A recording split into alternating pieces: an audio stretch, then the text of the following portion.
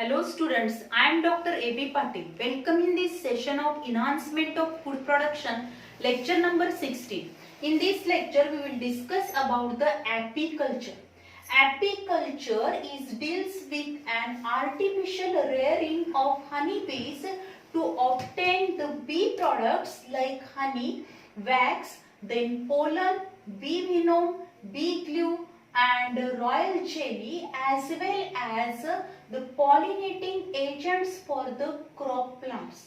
Apiculture is one of the branch of biology in which deals with an artificial rearing of the honeybees. honeybees आपण काय करणार आहोत, artificially रेअरिंग करणार आहोत. म्हणजेच त्याला मराठीमध्ये आपण मधुमक्षिका पालन म्हणतो. म्हणजे ज्या मधमाशा असणार आहेत त्या आपण आर्टिफिशियली, त्याच्यासाठी आपण आर्टिफिशियल बी हाईव्ह तयार करणार आहोत आणि त्या बी हाईव्ह मध्ये काय करणार आहोत, these honey bees are rearing for collection of the different bee products. जे काही हनी बीचे प्रोडक्ट्स असणार आहेत, these are nothing but the honey, wax, then pollen, bee venom, then the bee glue, royal jelly, as well as these honey bee which are act as a pollinating agent for the different crops.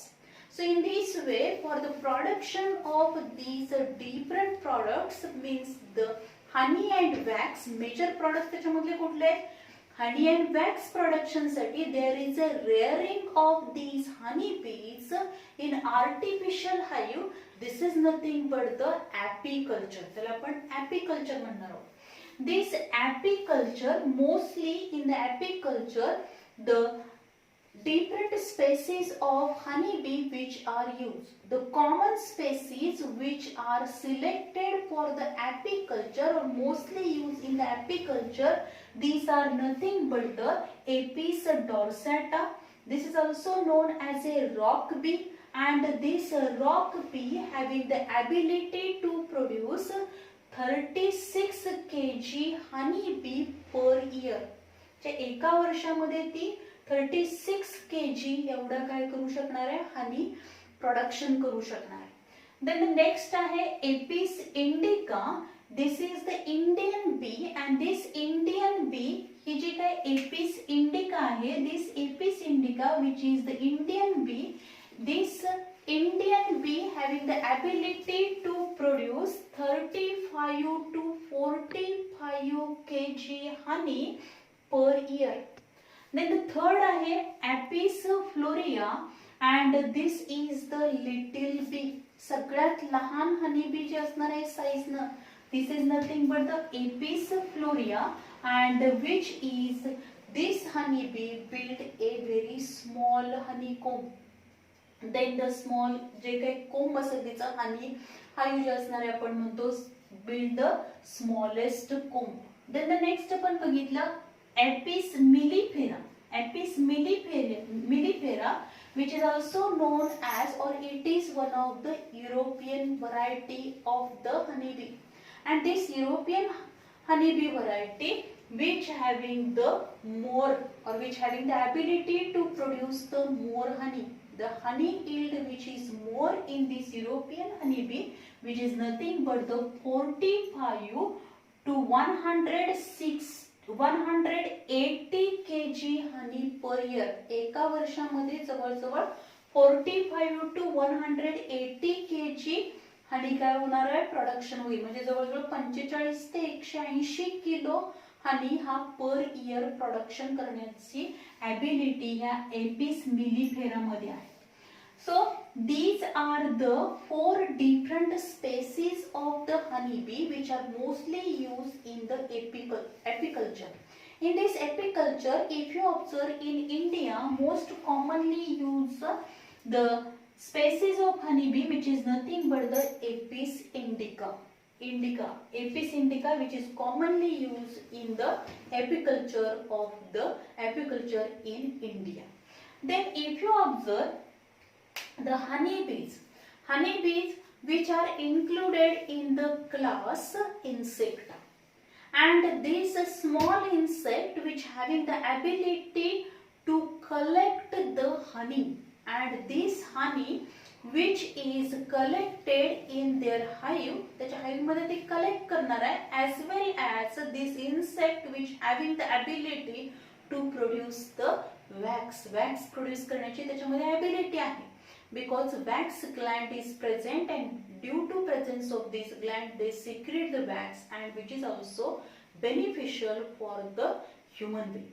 And if you observe these whole life cycle of these honeybee, then in this life cycle of honeybee, if you observe the after copulation of the queen honeybee with a male, then these after copulation this queen lays both fertilized and unfertilized eggs.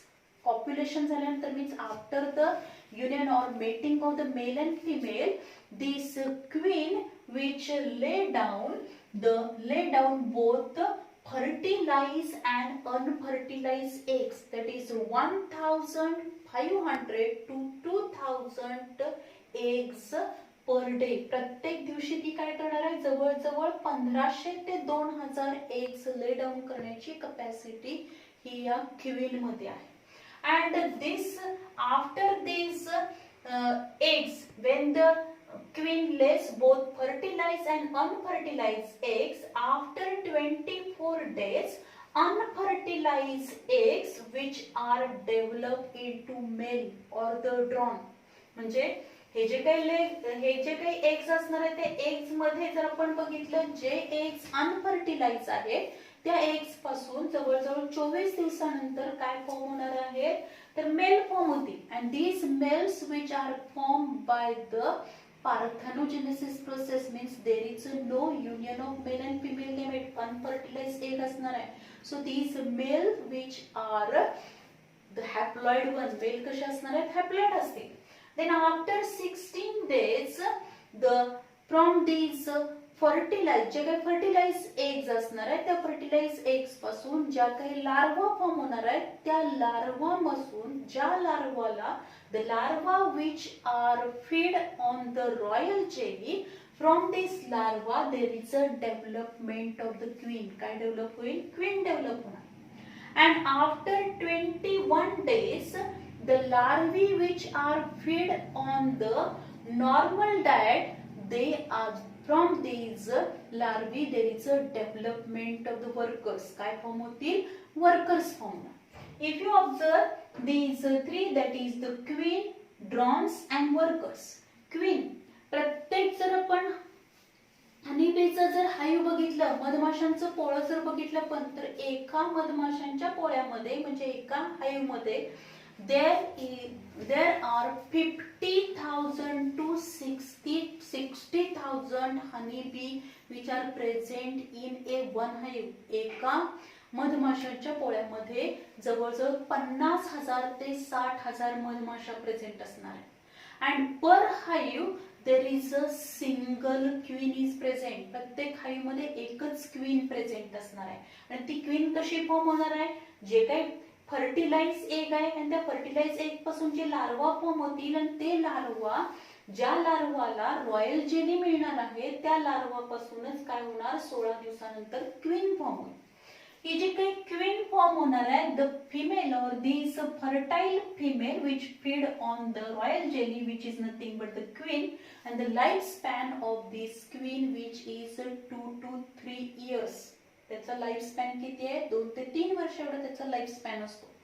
And this queen, the main function of these queen, because only queen is a fertile one. ज्या काही worker असणार आहेत त्या सगळ्या sterile असणार आहेत. when this queen which is mated with the male, and after this copulation the queen lay down the number of eggs, and from this means fertilized unfertilized दोन्ही eggs ती lay down करणार आहे. and fertilized egg पासून काय form होतील, workers form होतील, and unfertilized egg which are developed into the drone or the male. Then the drones means the male, there are 200 to 300 males or drones per hive. प्रत्येक hive मध्ये, प्रत्येक मधमाशांच्या पोळ्यामध्ये जवळजवळ 200 ते 300 काय असणार आहेत, मेल हनीबी म्हणजेच काय असतील तर ड्रॉन प्रेझेंट असणार आहे. These are haploid but fertile one. ते कशा आहेत? हॅप्लॉइड आहेत, म्हणजे त्याच्यामध्ये single set of the chromosome असणार आहे. कारण ते कशापासून फॉर्म झाले? अनफर्टिलाइज एग पासून. पार्थेनो, that is parthenogenetically they are produced from the unfertilized egg. They develop from the parthenogenetically from the unfertilized egg, so they are haploid one. त्याच्यामध्ये फर्टिलायझेशनच झालेलं नाही, अनफर्टिलाइज्ड एग पासून ते फॉर्म झाले आणि त्यामुळे ते कसे आहेत? हॅप्लॉइड आहेत. And these, if you observe, the main function of these drone, या ड्रॉनचं मेन फंक्शन काय आहे? फर्टिलायझेशन करणं, mating with the egg. Egg बरोबर ते काय करतील? मेटिंग करणार आहेत. And if you observe, they having the ability to fertilize the eggs. Eggs fertilize करण्याची कपॅसिटी ही कशामध्ये असणार आहे? या ड्रॉन मध्ये असेल, मेल मध्ये प्रेझेंट असणार. After the copulation with the female बरोबर जे काही कॉप्युलेशन होईल त्यानंतर या ड्रॉनची काय होणार आहे? These drones are dead. Then if you observe the workers, आता प्रत्येक हाईव्ह मध्ये आपण बघितलं की एक सिंगल काय असणार आहे? क्वीन असेल, त्याच्यामध्ये 200 ते 300 काय असणार आहेत? मेल हनीबी असतील आणि राहिलेल्या ज्या सगळ्या असणार आहेत, all these are the worker honeybee. Worker honeybee present असणार. अँड दीज वर्कर हनीबी, ह्या ज्या काही वर्कर हनीबी आहेत, these are smaller one, sterile female. ह्या कशा आहेत? स्टराईल फिमेल आहेत. Then they perform the indoor and outdoor duties. Outdoor and indoor duties, त्याचं मेन फंक्शन काय आहे? तर outdoor and indoor duties means the caring of the developing larva. जे काही डेव्हलपिंग लार्वा आहेत त्यांची केअर घेणे. Then cleaning of the hive, hive clean करणे, as well as collect the nectar and pollens. Nectar and pollen collection, this work which is carried out by this worker. So worker जे असतील त्या वर्करचा जर आपण life span बघितला, the life span of worker is 4 to 5 months. 4 ते 5 महिने एवढाच काय असणार आहे? वर्करचं काय आहे? Life span present, life span असेल. अँड दीज वर्कर्स, आपण जर वर्कर्स बघितले तर त्या वर्कर्स ज्या असणार आहेत त्या स्टराईल असणार आहेत. त्याच्यामध्ये ले डाऊन ऑफ द एगची कुठलीही कपॅसिटी नाहीये. त्या डिप्लॉइड आहेत, फर्टिलाइज एग पासूनच त्या फॉर्म होणार आहेत. But workers are sterile one. There are the number of functions which are carried out by these workers, means the indoor and outdoor duties.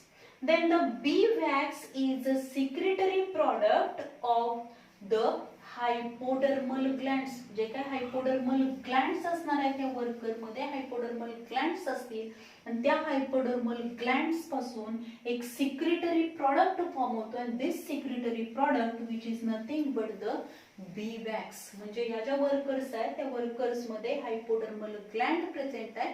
And this hypodermal gland which is secrete one of the product which is nothing but the bee wax. त्याला आपण bee wax म्हणतो. Then if you observe these honeybees, आता ह्या ज्या काही honeybees असणार आहेत त्या हनीबी मध्ये आपल्याला 2 प्रकारचे काय पाहायला मिळतात? डान्स पाहायला मिळतात. Means these honeybee means Carl von Ferich got a Nobel Prize for language of the bee dance. म्हणजे या कार्ल याच्यावरती टोटली हनीबी वरती वर्क केलेला आहे आणि he know the language of the bee dance. Bee dance जे असणार आहे 2 टाईपचे बी डान्स आपल्याला पाहायला मिळतील. Round dance and tail wagging dance. Round dance, this round dance is observed when the honeybee know that the food source is very close to the hive. जेव्हा अगदी या हाईव्हच्या जवळच काय असेल? फूड सोर्स अवेलेबल असेल त्यावेळी हनीबी राऊंड डान्स करतील. म्हणजेच when it is the food source is very closer to this hive, and if this food source which is the long distance from the hive पासून तो खूप अंतरावरती जर food source असतील म्हणजे जे काही प्लांट्स आहेत त्या प्लांटच्या फ्लावर्स मध्ये जे नेक्टर आहे त्या नेक्टर मधूनच काय करणार आहेत? हे कलेक्शन ऑफ नेक्टर करतील. पण तो फूड सोर्स जर खूप लांब असेल तर काय होणार आहे, मोर दॅन 75 मीटर असेल, then these honey bee perform a tail wagging dance. Tail wagging dance त्यांच्यामध्ये आपल्याला पाहायला मिळतो. Then whenever you observe these honey bee, आता ह्या ज्या काही हनी बी असणार आहे, naturally the honey bee form a honey hive त्या फॉर्म करणार आहेत आणि त्याच्यामध्ये जे काही कंपार्टमेंट असणार आहे त्या प्रत्येक कंपार्टमेंट मध्ये बीज प्रेझेंट असतील. these bee from these honey bee we get the two main products and these are nothing but the honey and wax, and these honey bee which are live together. number of honey bee या एकत्र राहणार आहेत त्या hive मध्ये. पण जेव्हा आपण हे काय करणार आहोत, दिस apiculture which can be carried out means rearing of these honey bees, artificial rearing of honey bees to obtain the bee products, then this apiculture which is carried out in the artificial bee hive. या artificial bee hive मध्ये आपण काय करणार आहोत, अशा पद्धतीच्या artificial bee hive आपण तयार केलेले आहेत. जर आपण ही डायग्राम बघितली तर सगळ्यात वरती आपल्याला काय दिसेल, outer cover with A crown board आपल्याला पाहायला मिळेल. देन द नेक्स्ट आहे, इथं इनर कव्हर आपल्याला पाहायला मिळेल, त्याच्या खाली आपल्याला हनी सुपर पाहायला मिळेल. देन द नेक्स्ट आहे that is the frame with a wax foundation आपल्याला पाहायला मिळेल. दिस इज ए फ्रेम ही फ्रेम आहे with a wax foundation. Then here the queen excluder असणार आहे, इथं क्वीन एक्सक्लुडर प्रेझेंट असेल. देन हाईव्ह बॉडीज इथं प्रेझेंट असतील. देन एंट्रान्स रिड्युसर, हा जो आहे तो एंट्रान्स, इथं जो आहे तो एंट्रान्स रिड्युसर प्रेझेंट आहे. दिस इज द फ्लोर बोर्ड आहे अँड बॉटम स्टँड प्रेझेंट आहे. अशा या डिफरंट कंपार्टमेंट पासून हा पूर्ण काय झालेला आहे, आर्टिफिशियल हाईव्ह बी हाईव्ह तयार केलेला आहे. In this artificial bee hive there is a rearing of honey bee artificially for the collection of the honey bee products, that is wax and the honey. Then if you observe how we manage, how you carry out the management and the importance, what are the management, how we can carry out the management of this apiculture and what are the importance of these apiculture. Firstly we discuss about the management, that is selection of the location. ज्या ठिकाणी आपल्याला हा मधुमक्षिका पालन म्हणजे apiculture start करायचं आहे त्यासाठी आपल्याला लोकेशन सिलेक्ट केलं पाहिजे. आता हे लोकेशन म्हणजे नेमकं काय असणार आहे, the location is selected means selection of the proper location means this apiculture is located near to the crop field of the sunflower, mustard, cabbage, cucumber, apple, then mango, citrus, legumes and other different flowering plants असणार आहेत.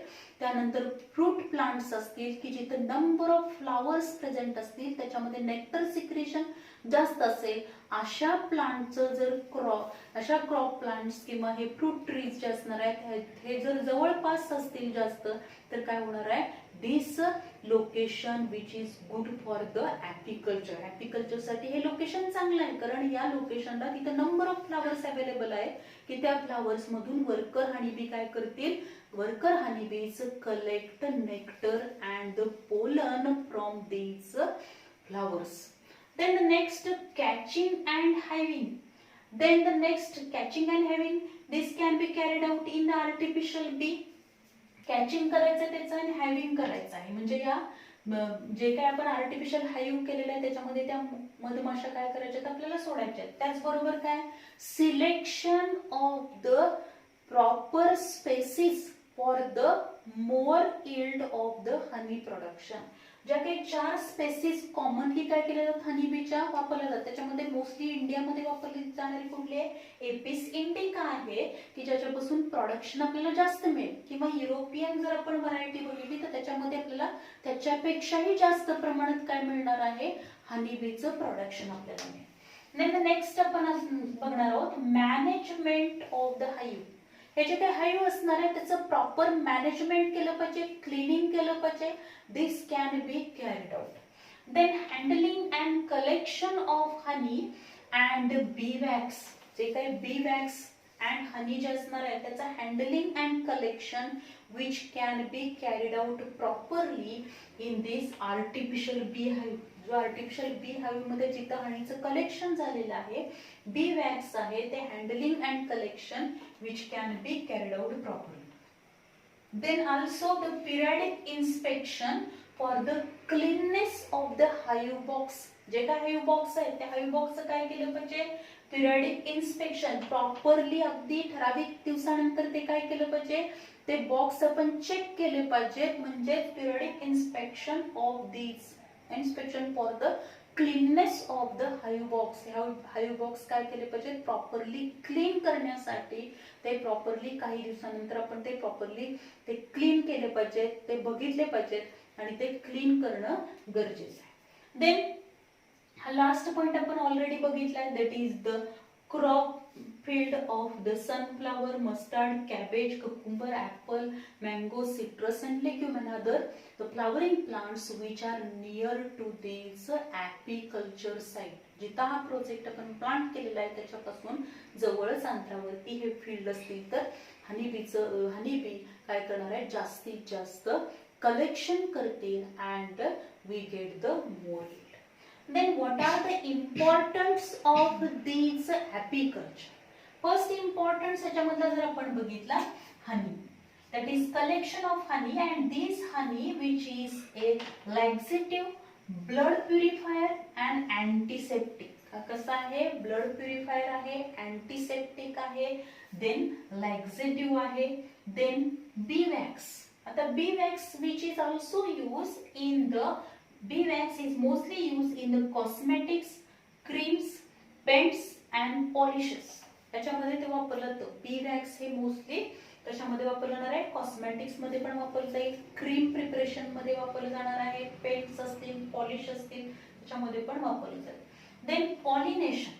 हनी bee means if you observe the insect pollination. Insect pollination, already we know that the pollination means transfer of pollen grain from anther to the stigma of the flower.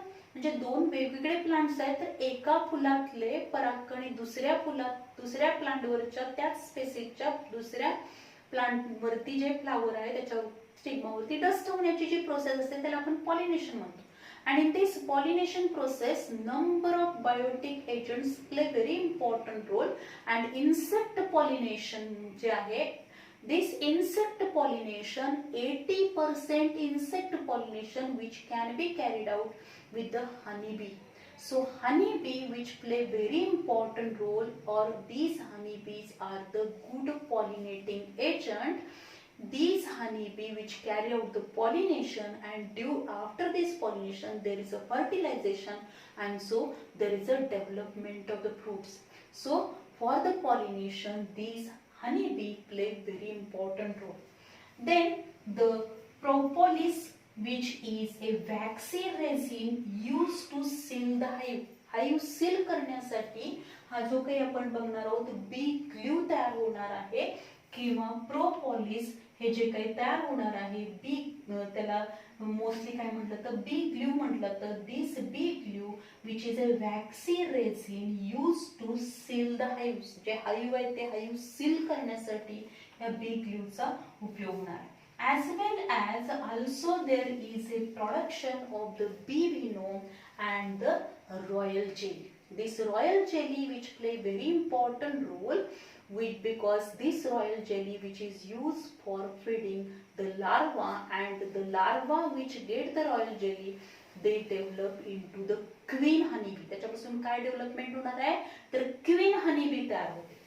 Then the next आपण जर बघितलं, whenever there is a excessive crowding in a one hive. जर समजा naturally आपण बघतो की एखाद्या hive मध्ये जर जास्त प्रमाणात काय झालेलं आहे, हनीबीचं क्राउडिंग झालं, प्रमाणापेक्षा जास्त हनीबी तिथं फॉर्म झालेले आहेत, तर त्यावेळी काय होणार आहे, the queen along with this queen some workers and drones.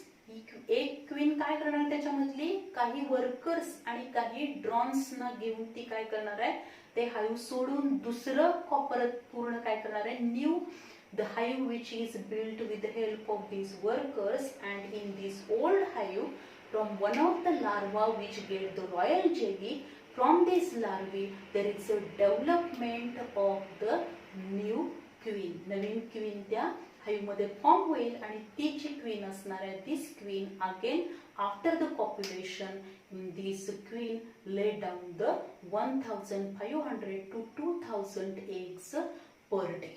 So in this way this honey bee which can be the very important for the different products. If you observe this honey bee which also in honey bee there are some diseases which are observed in honey bee, and these are nothing but the Nosema disease which is by the protozoans. प्रोटोझोआंचे infection झालं, प्रोटोझोआचे infection झाल्यानंतर या honey bee मध्ये nosema disease develop होणार. Then the acarine disease which is caused by the parasite mite. Parasite mite मुळे काय होणार आहे, हनी बी मध्ये ॲक्रिना disease which is developed. So in honey bee the two main diseases which are observed, and these are nothing but the Nosema disease and Acrina disease. So this is all about the apiculture. आता या apiculture मधला important point जो असणार आहे, जो exam साठी आपल्याला important असतो, this is nothing but the Apis dorsata, Apis indica, Apis florea and Apis mellifera. या चारही स्पेसिस इम्पॉर्टंट आहेत, त्याच्यावरती क्वेश्चन आपल्याला विचारला जातो. त्याचबरोबर ह्याच्यामध्ये काय बघायचं आपल्याला, तीन जे असणार आहेत, वर्कर आहे, क्वीन आहे अँड ड्रोन्स आहेत. त्यामधले ड्रोन कसे आहेत, हॅप्लॉइड असणार आहेत पण फर्टाईल आहेत, आणि वर्कर ह्या डिप्लॉइड आहेत पण स्टराईल आहेत. आता हे सगळं आपण बघितलं, पण जेव्हा आपण काय करणार आहोत मॉडर्न डेज मध्ये, जेव्हा आर्टिफिशियली आपण काय करणार आहोत, हनीचं कलेक्शन करतो, at that time we also use, or the artificially whenever there is a beekeeping which can be carried out, at that time number of precautions or different equipments which are used, and these are nothing but means a beekeeping requires different equipments, and these are nothing but the bee hive boxes. काय लागणार आहेत आपल्याला, bee hive boxes लागतील with a comb foundation, then comb foundation sheets लागतील, be well लागणार आहेत म्हणजे caps असणार आहेत त्या की ज्यामुळे बी आपल्याला डायरेक्टली आपल्या बॉडीवरती अटॅक करणार नाहीत. देन स्मोकर लागतील, बी ब्रश लागणार आहे, त्याचबरोबर ग्लोव्ज लागतात, हँड ग्लोव्ज लागणार आहेत आपल्याला. देन गम शूज लागतील, द अनकॅपिंग नाईफ लागणार आहे आपल्याला. देन स्वार्म नेट लागतील, देन द क्वीन एक्सक्लुडर लागणार आहेत, अँड ओव्हरऑल हाईव टूल्स. म्हणजे हे सगळे इक्विपमेंट्स आपल्याला लागणार आहेत. पूर्वीच्या पद्धतीनं जी ट्रॅडिशनल मेथड आहे, त्या ट्रॅडिशनल मेथड मध्ये काय केलं जातं, जे नॅचरल हाईव आहे ते नॅचरल हाईव काय केलं होतं, बर्न केलं जायचं. आणि ह्या बर्न केल्यामुळे काय होत होतं, तर नंबर ऑफ हनी बीज दीज आर डेड. त्याच्यामध्ये बऱ्याचशाच हनी बिया काय होत होत्या, जळून पूर्णपणे हनी बिया नष्ट होत होत्या. आणि हे जेव्हा आपण प्रोसेस करणार आहे किंवा जे हनी कलेक्शन करण्यासाठी आपण जाणार, त्यावेळी ह्या हनी बी काय करणार आहे, त्या पर्सन वरती अटॅक करणार आहे डायरेक्टली. त्या काय करतील, त्याचं जे काही बी व्हेनोम आहे त्या बी व्हेनोम मुळे त्या पर्सन मध्ये काय होतील, द स्किन मध्ये ते बी व्हेनोम गेल्यामुळे त्याला पूर्ण ॲलर्जी डेव्हलप होणार आहे, स्वेलिंग असेल, एक्झिमा असेल, या पद्धतीचे आपल्याला त्याच्यामध्ये आपल्याला चेंजेस दिसतील किंवा साइन सिम्पटम्स दिसणार आहेत due to honey bee attack. But if you observe by the traditional collection of honey bee, honey जे असणार आहे, हनीचं ट्रॅडिशनल कलेक्शन आपण जर केलं तर काय होणार आहे, त्या मेथडनी आपण काय करतो, हाईव पूर्णपणे बर्न करतोय, आणि त्याच्यामध्ये नंबर ऑफ हनी बीजची काय होणार आहे, डेथ होणार आहे. आणि ह्या हनी बीजचं आपल्याला काय केलं पाहिजे, प्रोटेक्शन करणं गरजेचं आहे. Because these honey bee which are the good pollinating agent, या हनी बीज काय करणार आहेत, 80% पॉलिनेशन घडवून आणणार आहेत. आणि जर पॉलिनेशन झालं नाही तर फर्टिलायझेशन होणार नाही, फ्रूट सेटिंग होणार नाही.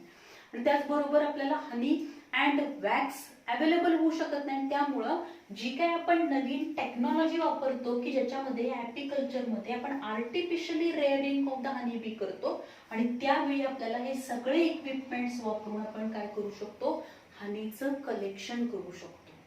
की हे प्रोटेक्टिव्ह इक्विपमेंट आहेत due to which these honey bee which are not attack on that working person वरती त्या डायरेक्टली अटॅक करू शकणार नाहीत.